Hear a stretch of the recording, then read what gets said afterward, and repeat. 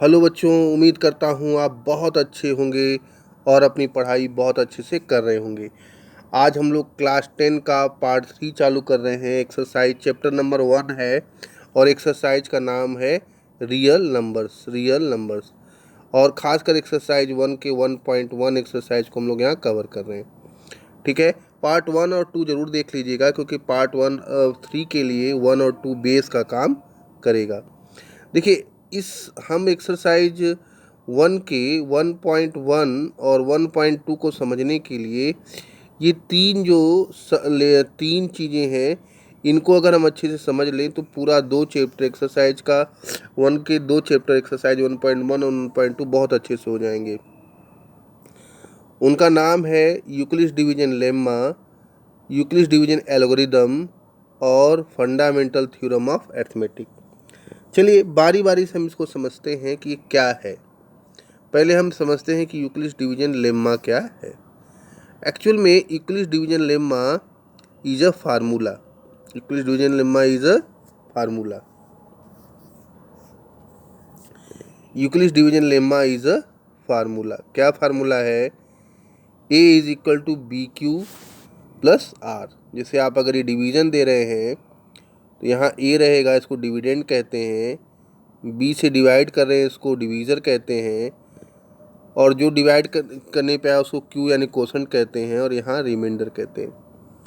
तो ए यहाँ डिविडेंड है, बी डिवीज़र है, क्यू कोशेंट है, आर रिमाइंडर है। तो इस डिवीज़न को जब हम इस तरह फार्मूले में लिखते हैं तो इसी फार्मूले को यूक्लिड्स डिवीजन लेम्मा बोलते हैं। बस इतना समझिए कि इस फार्मूले को ही यूक्लिड्स डिवीजन लेम्मा बोलते हैं। मतलब मेन फार्मूला है डिविडेंड इज इक्वल टू, एक मिनट खाली, मेन फार्मूला है dividend is equal to division into quotient plus remainder. ये आपका प्रोफार्मा बना हुआ है। तो what is Euclid division lemma? It is a formula. अब हम लोग अगला पॉइंट पढ़ेंगे कि व्हाट इज यूक्लिड डिवीजन। अच्छा, ये तो यूक्लिड डिवीजन लेम्मा ही अभी है। अब एक बात और है, Euclid division lemma is a formula. तो अब why Euclid division lemma important for class 10? मतलब जो यूक्लिड डिवीजन लेम्मा फार्मूला है, फार्मूला क्या है? A is equal to B Q plus R. तो क्लास 10 के लिए फार्मूला इतना इम्पॉर्टेंट क्यों है? तो चलिए इसको देख लेते हैं।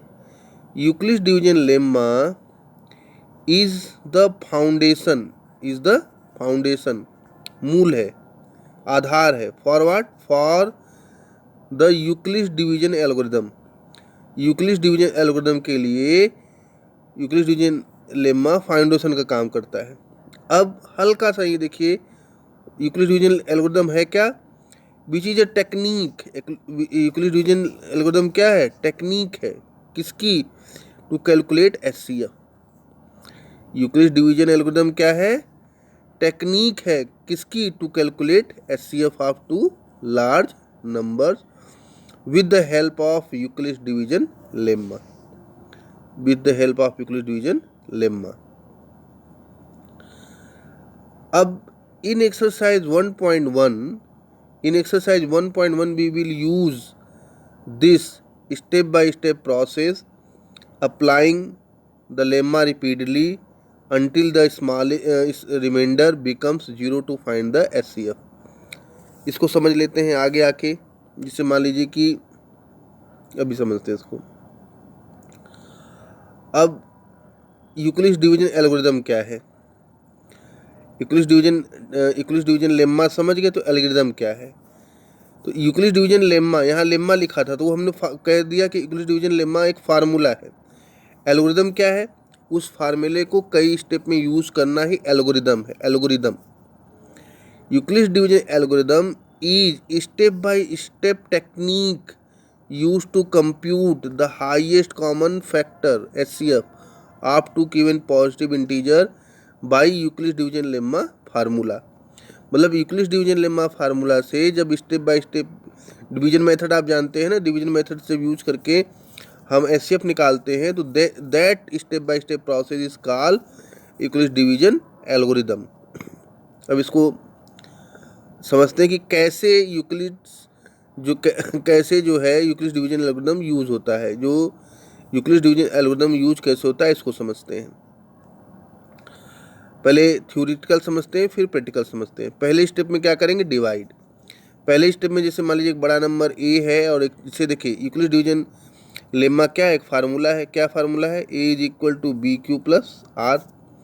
तो बड़े नंबर जैसे बड़े नंबर अगर ए है तो बड़े को डिविडेंड बोलते हैं, बड़े नंबर में छोटे नंबर से डिवाइड करते हैं, जिसको डिवीजन बोलेंगे। डिवीजन क्यू टाइम आया और रिमाइंडर 0 आ गया तो इसी टाइम ये एचसीएफ हो गया। तो देखिए पहला स्टेप लिखा हुआ है कि divide the larger number A by the smaller number B. जब दो नंबर जिनका एचसीएफ निकालना है, दो नंबर दिया है जिनका एचसीएफ निकालना है, तो लार्जर नंबर को स्मॉलर नंबर से डिवाइड कर दीजिए। मान लीजिए लार्जर नंबर ए है, स्मॉलर नंबर बी ए है, तो इसको डिवाइड करिए। फिर क्या कह रहा है, रिमाइंडर उसके बाद चेक करिए।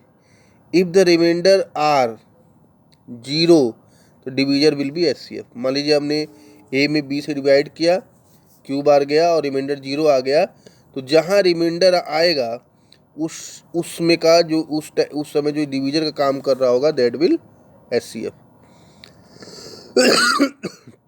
अब क्या कह रहा है, if the remainder r is not 0, यदि रिमाइंडर जो है 0, if the remainder r is not 0, जैसे हमने ए को डिवाइड किया, बड़े नंबर को छोटे नंबर से डिवाइड किया, क्यू बार डिवीजन हुआ और रिमाइंडर अगर 0 नहीं आया तो भाई ये एचसीएफ नहीं है, ये एचसीएफ नहीं है। मान लीजिए रिमाइंडर सी आ गया, तो अब रिमाइंडर को नया डिवीजर कर लेंगे। और रिमाइंडर को क्या कर लेंगे, नया डिवीजर, और पहले वाले डिवीजर को डिविडेंड लेके फिर से जो है Euclid division lemma formula use करके फिर से यूज करेंगे। तो वही चूँकि हमने अब एल्गोरिदम बनाने लगे यूक्लिड डिवीजन लेम्मा का, तो इसलिए हम इसको यूक्लिड डिवीजन एल्गोरिदम कहने लगे। तो वही लिखा है, if the remainder r is not 0 apply the lemma again using the previous divisor as the new dividend and the remainder as the new divisor. कह रहा है अगर वैसे आपने ए में जैसे आपने बड़े नंबर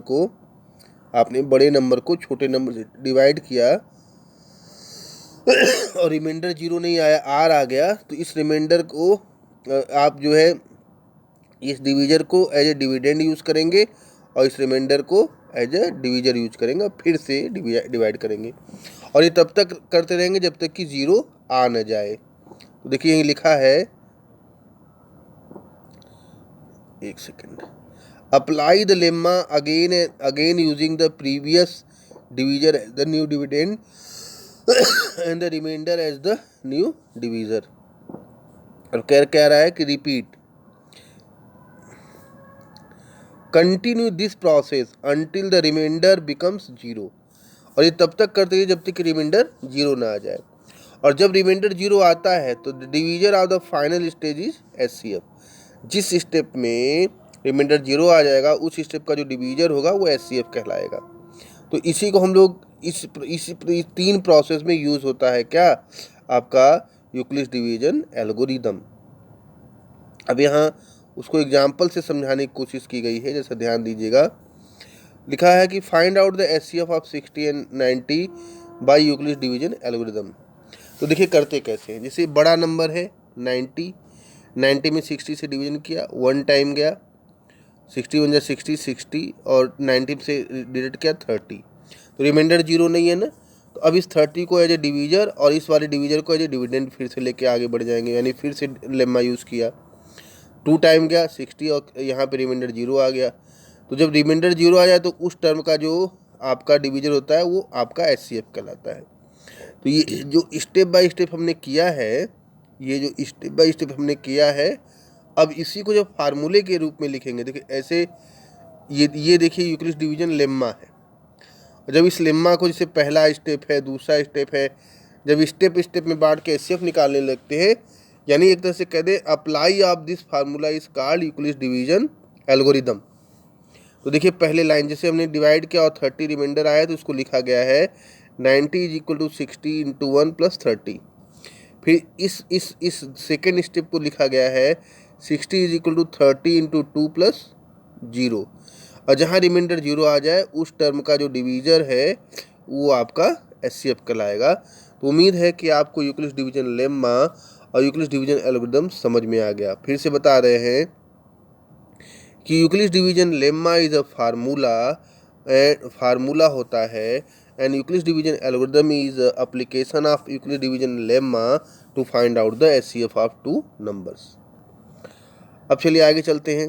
अब देखिए हमने अभी जो हम शुरू से जब चैप्टर चालू हुआ है तभी से हम बात करते आ रहे हैं कि ये जो चैप्टर है वो 3 पॉइंट पे डिपेंड करता है। जो चैप्टर 1 है एक्सरसाइज 1 और 2 के रूप में बटा हुआ है।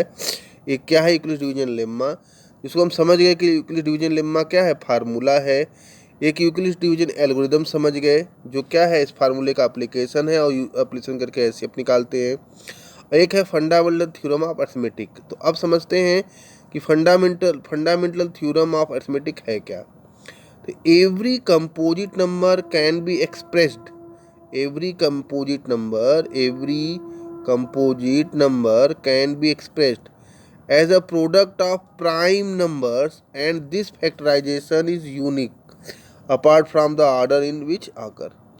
मतलब जब किसी भी कंपोजिट नंबर को का जब प्राइम फैक्टराइजेशन कर देते हैं तो यही कहलाता है, ये प्रोसेस कहलाता है फंडामेंटल थ्योरम ऑफ अरिथमेटिक।